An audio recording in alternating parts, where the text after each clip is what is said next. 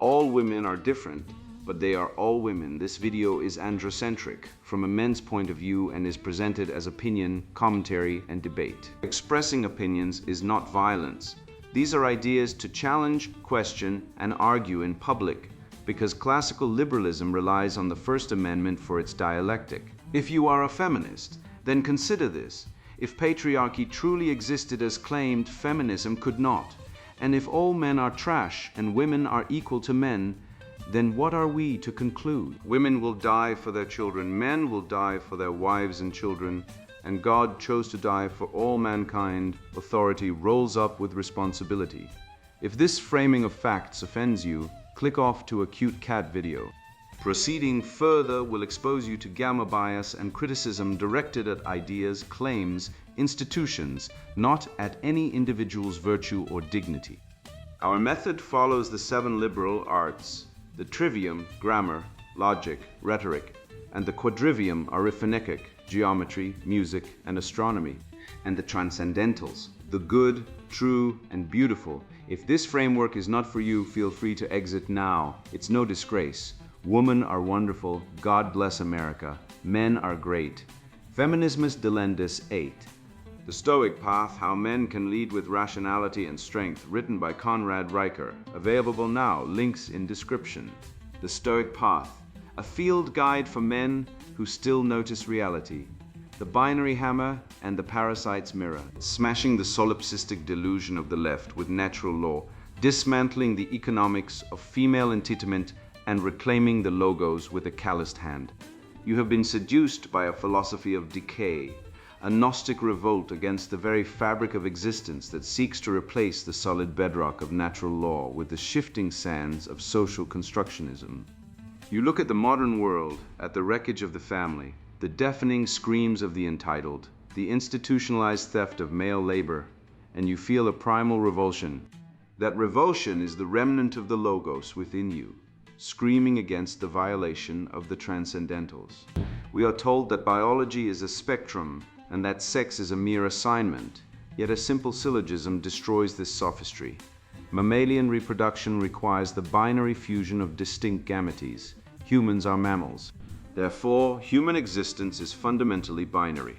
To deny this is not progress. It is a psychotic break from reality, a cowardly retreat into a solipsistic virtual world where feelings trump physics and the lived experience of a hysterical minority overrides the objective truth of the ages. The leftist dogma is a suicide cult that demands you participate in your own erasure, celebrating the strength of weakness and the courage of delusion, all while harvesting the surplus productivity of men to fund their grotesque carnival of resentment. Consider the audacious theft of the wages for housework narrative, a Marxist fever dream that attempts to monetize the domestic sphere, while utterly ignoring the biological reality of hypergamy and the historical truth of male disposability. The feminist dialectic frames the home as a site of oppression, ignoring the subsidiarity of the family unit where the woman acts as the domestic manager of the resources extracted by the male, often through the apprenticeship mastery ladder of brutal, dangerous labor. They scream of a double burden, while men constitute 93% of workplace fatalities, working the coal mines and steel mills that provide the warm, electrified pods from which these theorists type their venom. This is not economics, it is fiscal cannibalism, where the state steps in as the surrogate husband, taxing the beta male to subsidize the choices of the independent woman, turning the sacred hearth into a transactional brothel funded by the treasury. But the assault is not merely fiscal, it is psychological warfare waged through projection and the weaponization of the honesty inquisition. You have likely faced the shit test, the relentless interrogation about past lies or failures, not as a genuine search for truth, but as a Gorgon's mirror reflecting female resentment and solipsism. The accuser projects her own capacity for deceit, her own evolutionary drive for hypergamous trading up, onto you, hoping to catch you in a gamma bias trap where your admission of fault is used to usurp your authority. They cannot build, so they must interrogate. They cannot create, so they must destroy the reputation of the creator to level the playing field. A man who can build a table or fix an engine cannot be gaslit by a theory that denies the existence of the wood or the metal. Competence in the physical realm is the ultimate shield against the rhetorical poison of the left. It is time to reject the feminization of the West, to pick up the tools of the trivium and the chisel of the craftsman, and carve a reality that stands immutable against the howling void of woke degeneracy. The ontology of the binary, smashing the solipsism of social construction. The modern world has become a hall of mirrors, a carnival of errors, where the clearing of one's throat is debated as a social construct. Yet the decree that biology is irrelevant is treated as divine law. We must begin with the sharpest tool in the arsenal of Western thought, the syllogism, the rigid, beautiful structure of reason that tyrants and safe space dwellers alike fear more than the plague. Consider the spectrum of gender, a foggy swamp where feelings dictate reality. Let us drag this wet, shivering beast onto the dry marble of the trivium. Premise A. Mammalian reproduction requires the binary fusion of two distinct, immutable gamete classes, sperm male and egg female, to propagate the species. Premise B. Humans are mammals, subject to the exact same biological imperatives and structural dimorphism as the wolves that hunt in packs or the lions that roam the savannah. Conclusion. Therefore, human sex is fundamentally, irreducibly, and ontologically binary. To argue otherwise is not progress or nuance, it is a logical contradiction, a violation of the law of non-contradiction. I cannot be both B and non-B in the same sense at the same time. Proving that the leftist spectrum is not a scientific theory, but a linguistic hallucination, a refusal to accept logos. This linguistic hallucination is no accident. It is a calculated hijacking of language itself, a grammatical coup d'etat designed to sever your mind from your body and your soul from the truth. Look at the etymology of the word they have twisted into a pretzel of confusion, gender. It stems from the Latin genus, meaning kind, sort, or class, a grammatical term for organizing words, like masculine and feminine nouns, not a biological passport. This is distinct from sex, from the Latin secere, meaning to cut or to divide, a visceral acknowledgement that humanity is cut into two distinct halves. The cultural Marxists and their feminist fellow travelers committed an act of semantic piracy, stripping gender of its grammatical roots and weaponizing it to imply that your biological reality is merely a social performance you can shrug off like a coat.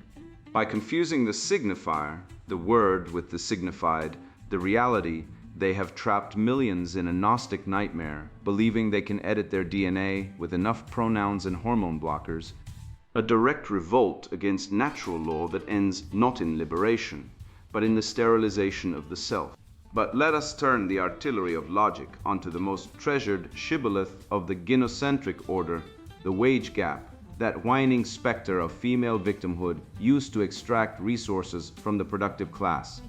The feminists scream 77 cents on the dollar as if it were a biblical commandment, yet a rigorous application of statistical analysis, something the left considers a hate crime, obliterates this narrative. When you control for the variables of choice, which are driven by biology, not oppression, the gap vanishes like smoke. Men work longer hours, occupy the most dangerous jobs, accounting for 92% of workplace deaths, a silent sacrifice the feminists conveniently ignore and choose high stress. High specialization feels like engineering rather than gender studies or victimology. This gap is not evidence of a patriarchy holding women down. It is the market accurately pricing the value of risk and time. The narrative of oppression is exposed as nothing more than a demand for the rewards of the hunt without the willingness to wield the spear, a pathetic attempt to invoke fairness to override the meritocratic hierarchy of competence. The irony, thick enough to choke a horse, is that while these ideologues screech about social constructions, they are utterly blind to the one true construct that enslaves them, gynocentrism. The left claims that Western civilization is an artificial prison built by men, yet they worship the original sin of the matriarchal impulse, the solipsism of safety. This is the pervasive social order that prioritizes female comfort and resource extraction above all else, including truth, justice, and due process.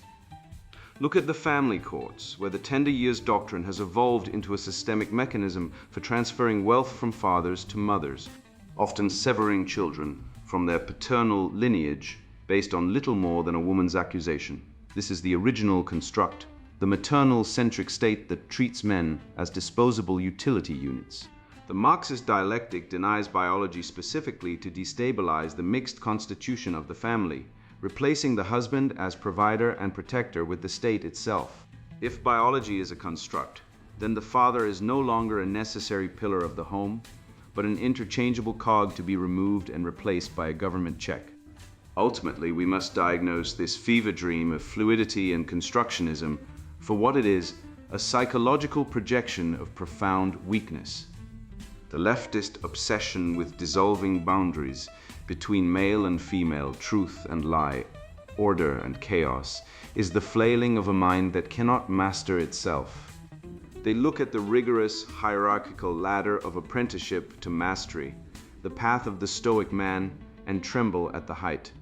Unable to impose discipline internally, they seek to dissolve the external world so that no standard exists by which they can be judged as failures. They are the Rousseauian noble savages throwing a tantrum against the civilizing fire of logos. But we know better. We know that blank slate is a lie. We are born with a nature coded in our blood and bone. The remedy for this toxicity is not more debate, but a return to the transcendentals, the true, the good, the beautiful. It is a Stoic embrace of amor fati, loving your fate as a man, loving your biology, and loving the responsibility of carrying the torch of civilization through the dark age of this degenerate modern Babylon. Stand firm in the binary. It is the bedrock upon which all reality rests. This economic illiteracy is not merely a failure of mathematics, it is the foundational lie of the fiscal cannibalism that now devours the West, a systemic parasitism where the state acts as the surrogate husband, taxing the Stoic productivity of men to fund the biologically unproductive political constituencies of the left. The parasitic covenant, Federici's fallacy, and the economics of female entitlement. Housework produces commodities. The Marxist matriarch Silvia Federici shrieked, demanding wages for the seemingly endless toil of domesticity, yet she knowingly ignored the elementary economic axiom that value is determined by exchange, not exertion. By her logic, a man digging a hole and filling it back up creates wealth, a fallacy so absurd it refutes itself. While a clean floor possesses use value for the inhabitant, it generates zero exchange value in the open market unless the labor is sold to a stranger. This is the wages for housework fallacy stripped bare, a cynical ploy to monetize the unmonetizable, turning the sacred hearth into a transactional brothel funded by the state where the ultimate John is the battered, overtaxed male taxpayer. Federici and her ideological kin do not seek justice. They seek to harness the coercive power of the government to extract resources from men to subsidize lifestyle choices that the free market deems unproductive. This theft is not merely fiscal, it is a spiritual dismemberment of the civil society association known as the family. Historically, marriage functioned as the ultimate apprenticeship mastery ladder of domestic life, a high-order corporation where the man specialized in resource acquisition and the woman in domestic management, a division of labor hated by Marxists precisely because it is efficient, natural, and entirely independent of the state. The feminist whine about the second shift, the claim that women work a double burden of employment and housework, is a statistical fabrication dismantled by rigorous time-use data. When paid and unpaid labor are combined, men are consistently shown to work more hours per week, often in high-risk, high-stress environments that the champagne socialists refuse to acknowledge. While the office feminist complains about the wage gap from her climate-controlled cubicle, the Stoic laborer is 90% of workplace fatalities. Sweating in mines and on steel mills to generate the surplus wealth that buys her the luxury of complaining. Behold the mechanism of fiscal cannibalism, where the state acts as a parasitic intermediary, taxing the productivity of single men to subsidize the lifestyle choices of independent women, effectively replacing the husband with a government check. This is the husbandry of the state, a grotesque parody of provision, that renders the male role superfluous while demanding his financial servitude. The government becomes the ultimate better provider, doling out resources extracted by force from the very men it disenfranchises. We see the rotten fruit of this bargain in the wreckage of the family courts and the skyrocketing suicide rates of divorced fathers. Men who realize too late that they are merely beasts of burden for a gynocentric system that views their disposability as a feature, not a bug. The welfare state is not a safety net. It is a spider's web designed to trap the productive capacity of men and feed it to the voracious maw of female entitlement. To break this spell, we must re-enshrine the principle of subsidiarity within the home, recognizing the domestic sphere as a sovereign domain of high-order management, not a subordinate, oppressive factory requiring bureaucratic oversight. When domestic labor is commodified and the state inserts itself into the family unit, we witness the tragedy of the home healthcare commons. The intimate, emotional quality of the home is degraded into a transactional service, leading to the atomized, loveless society we see rotting around us. The red pill remedy is a ruthless withdrawal of consent from this parasitic covenant. Men must demand a return to the organic negotiation of value, where a woman's domestic contribution is honored not because a feminist law demands it, but because a man requires it as a precondition for investing his life, his resources, and his lineage. Yet this economic absurdity is merely the smoke, not the fire. It is the external symptom of a mind untethered from the rigorous demands of the logos. To comprehend why the modern woman demands wages for the sacred acts of nurture, we must dissect the psychological defense mechanism that allows her to reject objective reality entirely, a survivalist adaptation that prioritizes social maneuvering over the immutable laws of physics or economics. The Gorgon's mirror, female resentment, projection, and the inquisition of male integrity. Women are directly adapted to act as the nurses and educators of our early childhood, wrote a philosopher whom history has tried to forget, for the simple reason that they themselves are childish, frivolous, and short-sighted. You see this manifest in the modern Inquisition, a relentless interrogation of male integrity that would make the Spanish Inquisition blush with envy. Consider the hamster, that metaphorical rodent spinning its wheel in the female mind. This is not merely an internet meme, but a sophisticated evolutionary adaptation for social survival. In the state of nature, a woman exiled from the tribe faced certain death, unlike the solitary male hunter who could survive on his wits and strength. Consequently, the female brain evolved a defense mechanism known as rationalization, the ability to construct elaborate, instantaneous falsehoods to maintain social cohesion and innocence. She lies to herself first, rewiring her own neural pathways to believe her own fabrications, so that when she accuses you of deceit, her biological lie detector reads her as truthful. When you face a woman demanding to know where you were or who you were with, you are not facing a dialectic partner in search of the transcendental good. You are facing a biological machine designed to fabricate a reality where she remains the perpetual victim, and you the eternal aggressor. This inquisition often takes the form of the honesty trap, a strategic ambush disguised as a heart-to-heart. She will look you in the eye, perhaps with a tear, glistening, and ask, "Have you ever lied to me?" Or, "Tell me about the times you felt attracted to other women." This is not a search for veracity. It is a shit test of the highest order, a deliberate probing of your frame to see if you will crumble into apologetic beta submission. If you confess, thinking your vulnerability will build intimacy, you have failed the biological dominance frame. You have exposed your underbelly to a predator. If you refuse, she accuses you of hiding something, leveraging the modern gynocentric decree that a man's privacy is a crime against the state. This is rhetoric weaponized against dialectic. She is not seeking the logos of the situation. She is using emotional pressure to extract a confession that can be weaponized later in family court or the court of public opinion.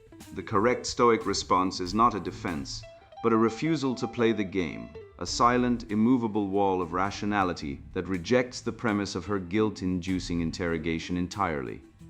You must understand the psychological mechanism of projection to navigate this minefield. When she accuses you of being a bad actor, of plotting behind her back, or of possessing a wandering eye, she is not describing your reality, she is leaking the contents of her own subconscious.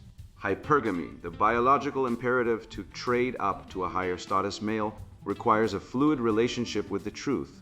To secure a better mate while retaining the resources of the current one, deception is often required. Therefore, the accusation of deceit is the projection of her own hypergamous strategy onto you. It is gamma bias in its purest form, attributing one's own malicious intent to the opponent to justify preemptive strikes. She creates a paranoid delusion where you are the tyrant, allowing her to rationalize her own betrayal as fighting back against a non-existent oppression. This is the Gorgon's mirror. Do not look into it, or you will turn to stone, paralyzed by the absurdity of being blamed for the very sins she is currently committing in her imagination. We see this institutionalized in the rape culture hysteria and the dismantling of due process on university campuses. The presumption of innocence, a cornerstone of Western natural law, derived from the Roman digita, has been sacrificed on the altar of female solipsism. We are told to believe all women, a command that defies the laws of logic and evidence, positing that a specific demographic is biologically incapable of falsehood. This is the toxification of femininity, the insecurity-driven need to destabilize the stronger partner to feel equal. By framing masculinity as inherently predatory, the cultural Marxists have created a society where a man's integrity is not a virtue to be admired, but a crime to be dismantled. The statistics on false accusations, the cuckoldry rates where men unknowingly raise another man's offspring, and the suicide rates of divorced men stripped of their assets and children are the empirical receipts of this betrayal. The remedy is a return to the Stoic virtue of apatheia, not a lack of feeling, but a refusal to be enslaved by the emotional chaos of others. You protect your soul not by explaining yourself to the Inquisition, but by withdrawing your consent to be interrogated, standing firm in the knowledge that your integrity is defined by your adherence to the good, the true, and the beautiful, not by the shifting, hysterical goalposts of the Gorgon. We have dissected the feminine imperative's reliance on hamstering, that frantic rationalization engine which prioritizes emotional comfort over objective fact, and exposed it as a survival mechanism for the weak. But this addiction to rhetoric, the art of persuasive lying, inevitably hits a wall that no amount of feelings can breach. Outside the safe spaces of the gynocentric nursery lies the brutal, unyielding domain of the actual, where the universe operates on strict dialectic and cares nothing for your subjective experience.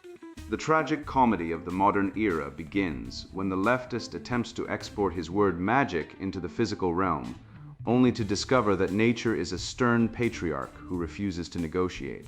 The calloused hand and the stoic soul, mastering reality through the trivium of action. Gravity is a social construct, screeches the gender studies graduate as she plummets from the 10th floor, proving in her final instant that the laws of physics are strictly patriarchal and utterly unyielding.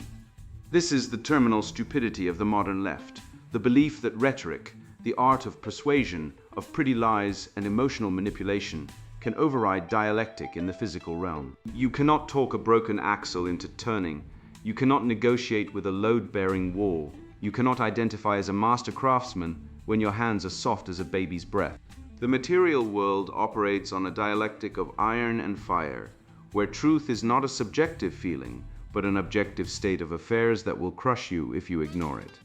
This is why the soy-faced intellectual and the feminist theorist are biological dead ends. They have sacrificed competence for credentialism, forgetting that nature, and the women they so desperately seek to appease does not care about your degree in critical theory, only your capacity to impose order upon chaos. Consider the primal logos of a man who can build a fire or field strip an engine. He possesses a quiet authority that no amount of corporate HR grooming can simulate. When a woman watches a man work with his hands, she is not admiring his aesthetic. She is conducting a ruthless evolutionary audit of his capacity to manipulate reality. This is the testing if he can build something simple scenario, a biological shit test encoded in the DNA of the species. If a man cannot translate thought into action, tekton over theory, he reveals himself as a mimic, a creature of pure rhetoric with no substance. The modern service economy is a hallucination designed to inflate the value of the talker and devalue the maker, creating a generation of chestless men, to borrow from C.S. Lewis's prescient warning. These are men without chests, the spirited element of the soul stripped away, leaving only the head bloated with Marxist theory and the belly consumed by base appetites, utterly incapable of virtue or defense. We must ruthlessly mock and discard the fraud of the modern intellectual who cannot change a light bulb, for he is a priest of a dead religion. The spiritual discipline of techne craftsmanship was the original university of the West, the crucible, where boys were tempered into men through the apprenticeship mastery ladder of the guilds. This system of subsidiarity and mentorship taught that mastery over matter precedes mastery over the self. You cannot be a philosopher if you cannot build the bench you sit on. The leftist resents this because the builder creates objective value, a chair, a bridge, a circuit that stands as a monument to the truth, independent of the creator's feelings or lived experience. This is why the cultural Marxist seeks to tear down the statues of the past. The stone face of a conqueror is an indictment of their own sterile, barren existence. They cannot create, so they must destroy, waging a war of resentment against the very concept of competence. The remedy to this degeneracy is the re-enchantment of the trades and a return to the civil society associations of the workshop, replacing the sterile, feminized cubicle farm as the primary sphere of male bonding. In the workshop, the hierarchy is not determined by diversity quotas or gamma bias, but by the irrefutable syllogism of the completed job. If the joint holds, the man is competent. If it breaks, he is not. This is the indestructible frame required of the Stoic man to be as solid as the objects he builds, immune to the shifting winds of female emotion and leftist propaganda. By grounding yourself in the trivium of action, you become a living refutation of subjectivism. Your work stands on its own merits, as living proof of the good, the true, and the beautiful, proving that while the woke mob may burn books and rewrite definitions, they can never legislate away the reality of a well-struck nail. You have walked through fire to get here. You have endured the lies, the gaslighting, the brutal machinery of a gynocentric order that wants you docile, shamed, and paying for sins you never committed. But now you see the code behind the matrix. You understand that biological reality is not a social construct to be renegotiated by shrieking gender studies majors. It is the bedrock of natural law, written into every chromosome, every gamete, every muscle fiber in your body. You grasp that the wages for housework, grift, is nothing more than a demand that you subsidize the very system that seeks to replace you. You recognize the Gorgon's game, that when she interrogates your past, she is not seeking truth. She is hunting for ammunition, projecting her own duplicity onto your stoic silence. And you know with the certainty of a man who has built something with his own hands that competence is the only vote that counts in the court of reality. Consider the scoreboard of this civilizational suicide. Paternity fraud rates hovering between 3% and 30% depending on the study, meaning millions of men are raising children that are not theirs. Cuckolded by a culture that celebrates female sexual liberation while criminalizing male skepticism. Family courts award primary custody to mothers in roughly 80% of cases, while fathers are dragged through debtors' prisons for the crime of losing a job in an economy their tax dollars built. Male suicide rates 4 times higher than female rates across the Western world.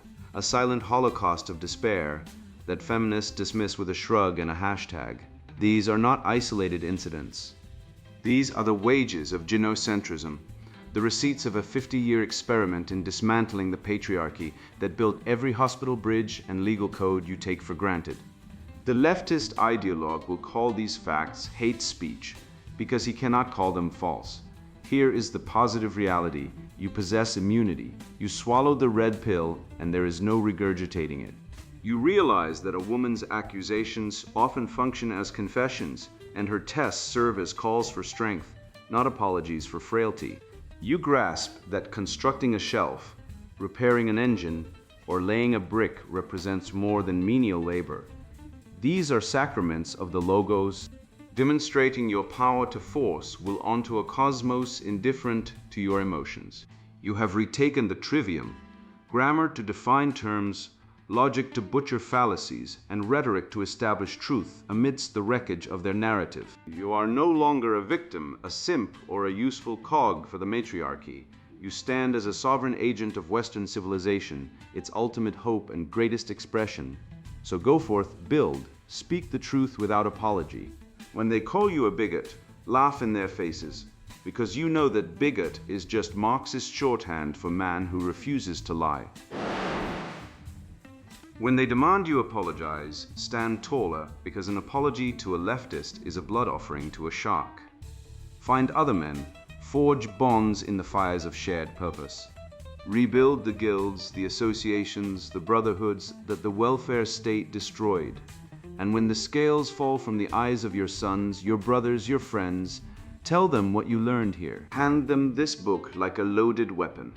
The West will not be saved by politicians, professors, or pundits. It will be saved by men like you, men who have seen the abyss, refused to blink, and chose instead to build something beautiful on the other side.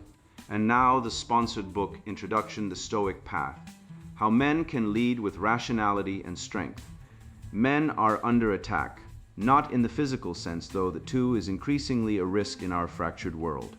No, the assault is far more insidious. It is an attack on our very identity, our purpose, and our natural instincts.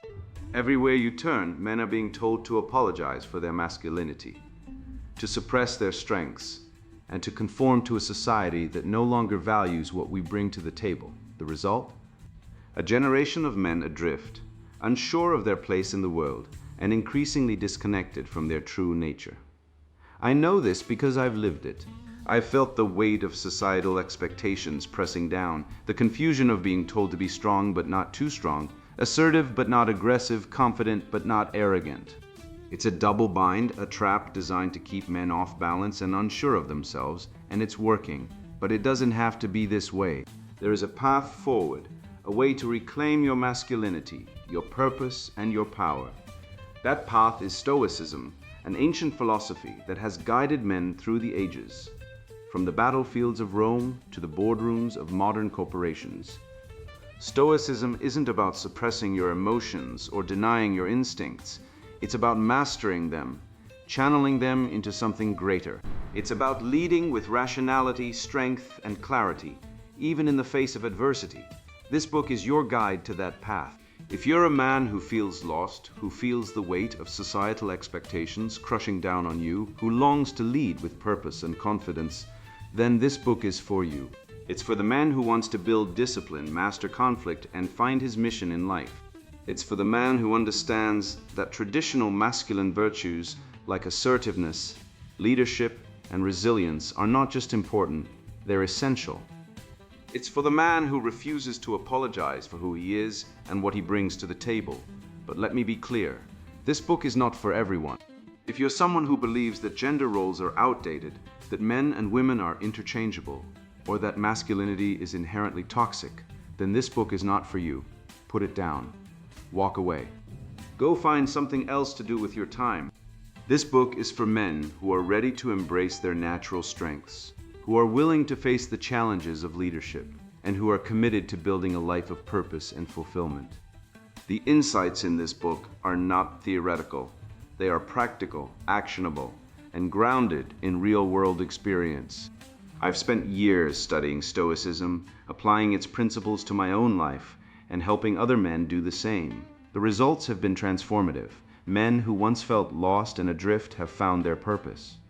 Men who once struggled with conflict have learned to navigate it with confidence. Men who once felt the weight of societal expectations have learned to stand tall and lead with clarity. This book can do the same for you. So if you're ready to reclaim your masculinity, to lead with purpose and to achieve true fulfillment, then read on. The path won't be easy, but it will be worth it. And remember, the world needs strong, capable men now more than ever. Don't let society tell you otherwise. The Stoic Path: How Men Can Lead with Rationality and Strength, written by Conrad Riker. Buy now, links in description.